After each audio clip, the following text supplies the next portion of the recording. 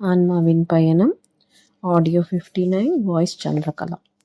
இப்போது இங்கே நம்ம வாழ்க்கையில் நம்ம ஏதோ ஒரு விஷயத்த செஞ்சுக்கிட்டே நம்ம அப்படியே போயிட்டே இருக்கோம். அப்படின்னும்போது ஆன்மா நமக்கு என்ன சொல்லணும்னா, எனக்கு ரொம்ப போர் அடிக்குது, எனக்கு ரொம்ப ஏதாவது புதுசாக நான் செய்யணும் அப்படின்னு அதுக்கு தோணும்.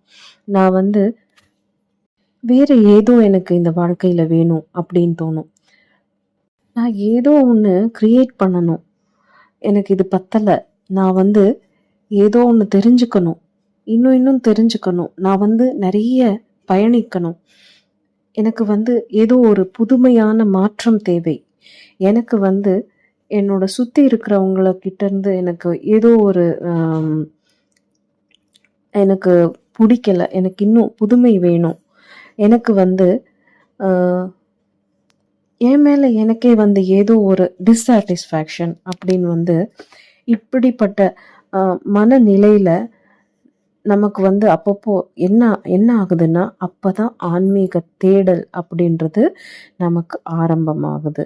இந்த மாதிரி டிஸ்சாட்டிஸ்ஃபேக்ஷன், நமக்கு வாழ்க்கையில் இந்த திருப்தி இல்லாத பல நொடிகள் தான் நம்மளை ஆன்மீகத்துக்கு திருப்புது. ஸோ இதுதான் டேர்னிங் பாயிண்ட் அப்படின்னு சொல்லலாம்.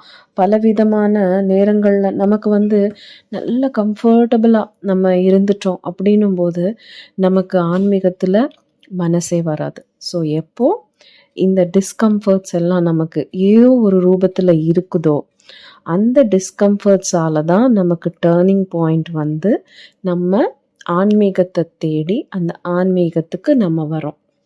ஸோ இந்த உண்மை நம்ம எல்லாரும் புரிஞ்சுக்கணும்.